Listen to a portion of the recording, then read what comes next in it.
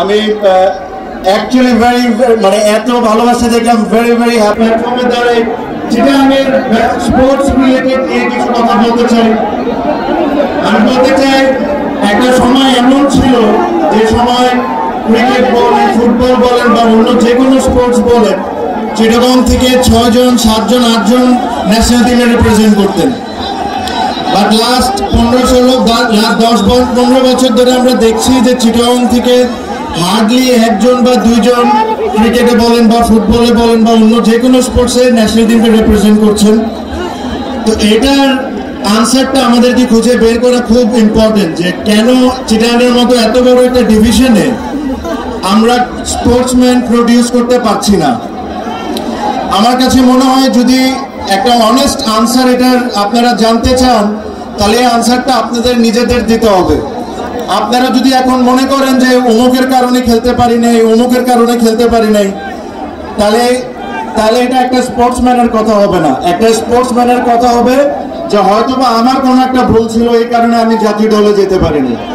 তো আমাদেরকে ওই জিনিসটা আগে মেনে নিতে হবে যে আমাদের কি ভুল ছিল, আমরা কোন জায়গায় ভালো কাজ করতে পারি, যেভাবে আমি ন্যাশনাল টিম আবার রিপ্রেজেন্ট করতে পারি ইন ডিফারেন্ট সেক্টর।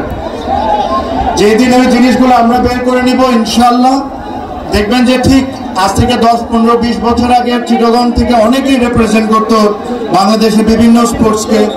আমরা আবারও ওই জায়গাটা ফিরে পাবো। আমার সাথে হেলাল ভাইয়ের কথা হয়, ইশরাফিল ভাইয়ের কথা হয়, হুম্মাম ভাইয়ের কথা হয় চিটাগাংয়ের স্পোর্টস নিয়ে, যে আমরা কিভাবে করে চিটাগাংয়ের স্পোর্টসকে আগের জায়গার মতো নিয়ে আসতে পারি।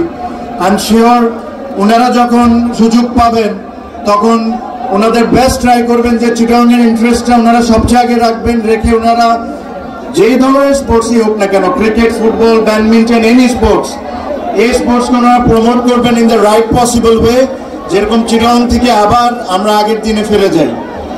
আমি এর চেয়ে বেশি আর কোনো কিছু আজকে বলবো না। আই এম ভেরি ওভারওয়েলমড আপনাদের ভালোবাসা পেয়ে।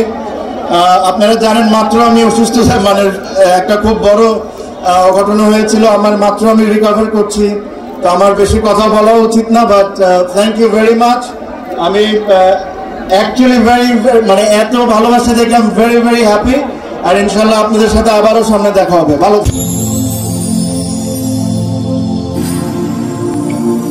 দেখো বাঁশখালী, দৃশ্যমান বাঁশখালীর প্রতিচ্ছবি।